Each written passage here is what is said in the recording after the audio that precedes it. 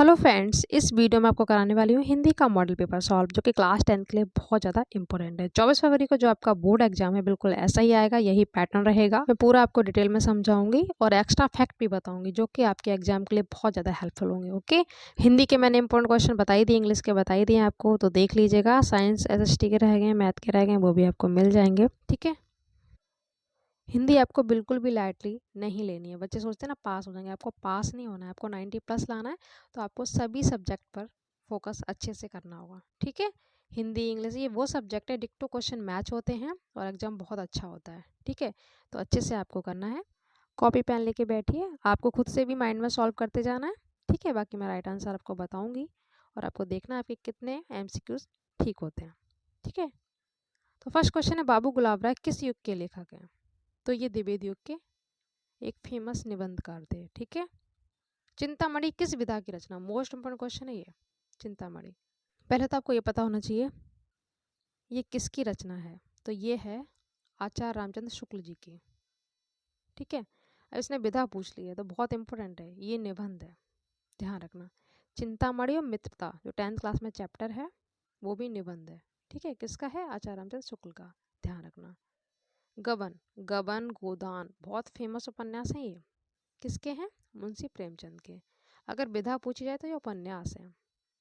ठीक है, सेवा सदन भी इनका उपन्यास है, ध्यान रखना। कफन इनकी कहानी है प्रेमचंद जी की। ओके, जयशंकर प्रसाद की रचनाएं बहुत इंपॉर्टेंट है, इनके नाटक हैं स्कंदगुप्त, चंद्रगुप्त, आंसू, लहर, झरना, ये इनकी रचनाएं, ध्यान रखना। ठीक है, इंद्रजाल, आंधी, ममता जो कि चैप्टर है 10th क्लास में मोस्ट इंपॉर्टेंट, ये तीनों कहानियां हैं। ठीक है, एक क्वेश्चन इस टाइप से पूछा था, समय अवधि पूछी जाती है। तो शुक्ल युग की जो समय अवधि है वो 1919 से 1938 तक है। आपको pre board, half yearly, first term के पेपर देखने हैं। डिक्टो क्वेश्चन आपको बोर्ड एग्जाम में मैच, आपको first term, half yearly, pre board ये तीनों ही एग्जाम देखने हैं। डायरेक्टली क्वेश्चन आपको बोर्ड एग्जाम में मिलेंगे, MCQs भी चेंज नहीं होते हैं। नीड का निर्माण, फिर मोस्ट मोस्ट इंपॉर्टेंट है ये क्या है? आत्मकथा है। किसकी है ये भी आपको पता होना चाहिए। एक्स्ट्रा फैक्ट आपको अच्छे से नोट करते जाना। ठीक है, ये हरवंश राय बच्चन की आत्मकथा है। एक और आत्मकथा इनकी बहुत ही फेमस, क्या भूलूं क्या याद करूं। ओके, तो आपको दोनों ही आत्मकथा याद रखनी है, ये भी आपको याद रखनी है, मोस्ट इंपोर्टेंट है। और क्या भूलूं क्या याद करूं, ये हरवंश राय बच्चन की आत्मकथा है। विधा भी आपको पता होना चाहिए, किसकी है ये भी आपको पता होना चाहिए। ओके, प्रिय प्रवास किस युग की रचना है? ये द्विवेद युग की रचना है। ठीक है, और ये किसके, ये भी आपको पता होना चाहिए। ये द्विवेद युग की रचना है।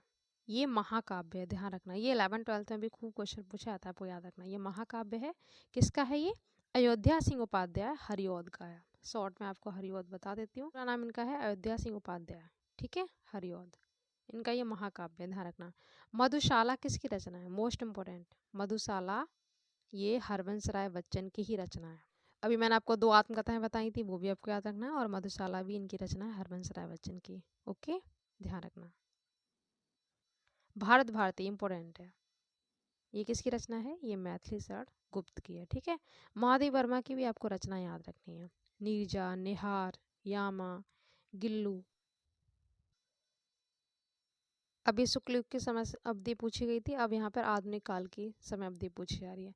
तो इसका हो जाएगा 1843 से अब तक जो चल रहा है, ये आधुनिक काल ही चल रहा है। ठीक है, मतीराम किस युग के कवि हैं? मतीराम रीतकाल के कवि हैं। मतीराम हो गए, और एक बिहारी जी, बहुत पूछा था, ये रीतकाल के कवि हैं। भक्ति काल में जिन्होंने भक्ति की है, तुलसीदास, सूरदास, मीराबाई, कबीरदास, ये सब भक्ति काल के कवि हैं। ओके, ध्यान रखना, पूछा जाता है।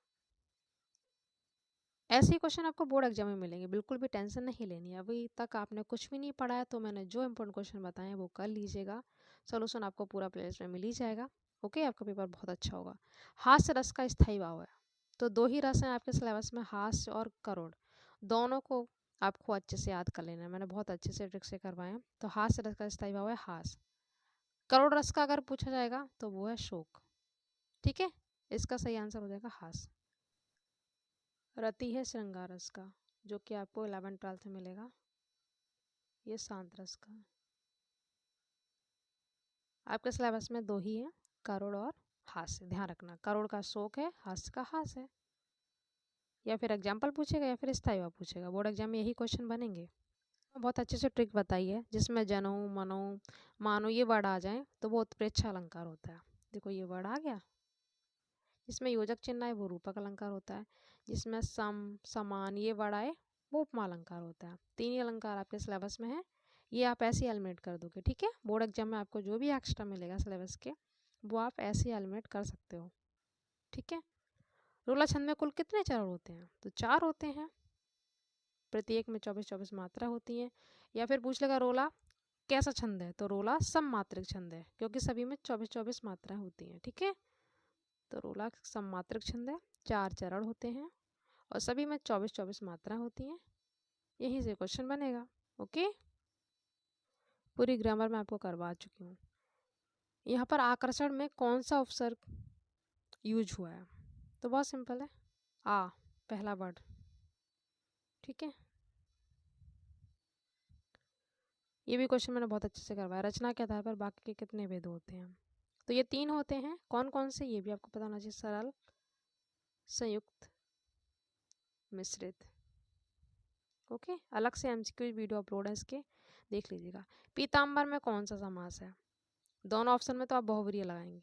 अगर बहुव्रीहि ऑप्शन में नहीं होगा तब आप कर्मधारय करेंगे। ध्यान रखना, दोनों है तो आप बहुव्रीहि पे टिक करेंगे। आंसू का तत्सम रूप अश्रु हो जाएगा। ठीक है, कर्त वाच्य में किसकी प्रधानता होती है? तो ऑब्वियसली कर्ता की होगी। कर्म में कर्म की होती है। विभक्ति से क्वेश्चन पूछा जाएगा तो आपको पूरी टेबल याद कर लेनी है। ताप शब्द में वचन विभक्ति, तो इसमें सप्तमी और द्विवचन हो जाएगा।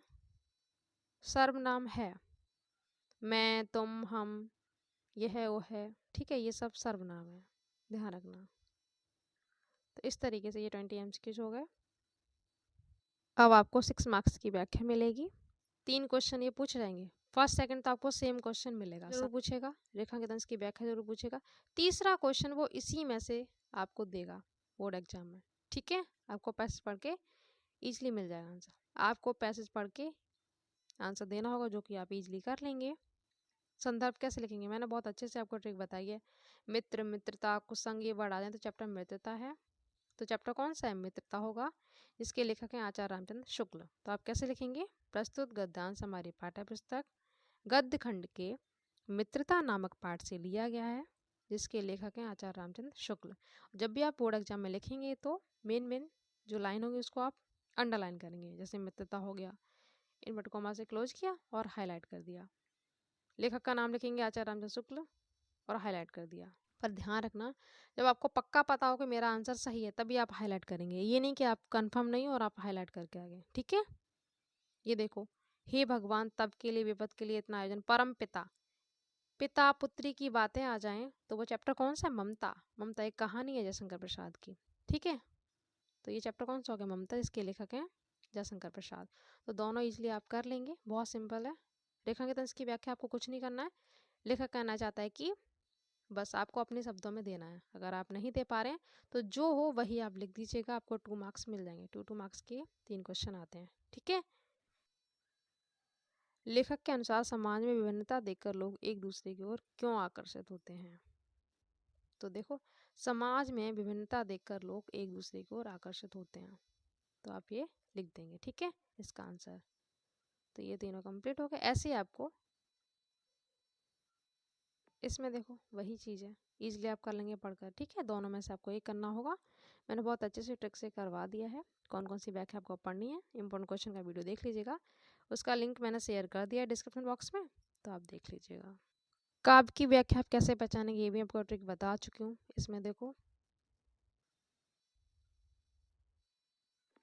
सूरदास आ गया तो आप इजिली पहचान लेंगे। सूरदास ने अपनी सभी व्याख्याओं में नाम दिया, या तो सूर मिलेगा या सूरदास मिलेगा। ठीक है, इधर देखो, इसमें क्या आ गया? तुलसी। तो इजिली आप पहचान लेंगे, इसमें तुलसी आ जाए, राम आ जाए, लखन आ जाए, सीता आ जाए, तो वो तुलसीदास की व्याख्या है। रस खान ने भी अपना नाम दिया है। बिहारी की ट्रिक है कि 2 लाइन्स का दोहा होता है। तो 4 चैप्टर कर लीजिएगा, 200% आपको एग्जाम में मिल जाएगी व्याख्या। ठीक है, तो मैं आपको ये वाली करवा दे रही हूँ। मैं करवा चुकी हूँ, आपका फिर से रिविजन करवाऊंगी व्याख्याओं का। ये आपको चरण पे मिल जाएगा, चरण कमल बंदो है राई। अगर इसमें पूछे कौन सा अलंकार है तो रूपक अलंकार है।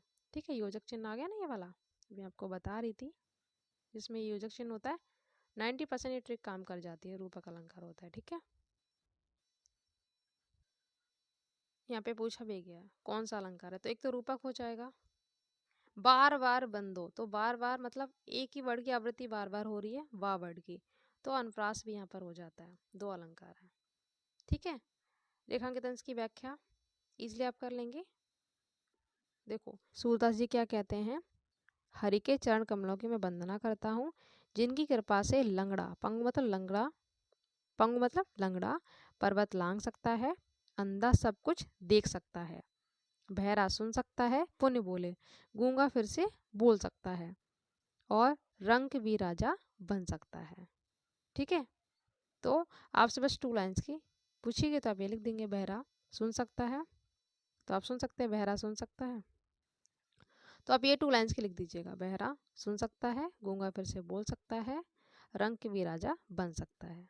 ठीक है, तो आप कर लीजिएगा। अलंकार मैंने बता ही दिया, रूपक और अनुप्रास दोनों हैं। इस वाली लाइन में रूपक है, इस वाली लाइन में अनुप्रास है। सेम यही क्वेश्चन 3 पूछ जाते हैं, संदर्भ रेखांकित। सेम यही क्वेश्चन आपको मिलेंगे गद्य और काव्य में, पहला दूसरा तो सेम मिलेगा, तीसरा चेंज होता है। ठीक है,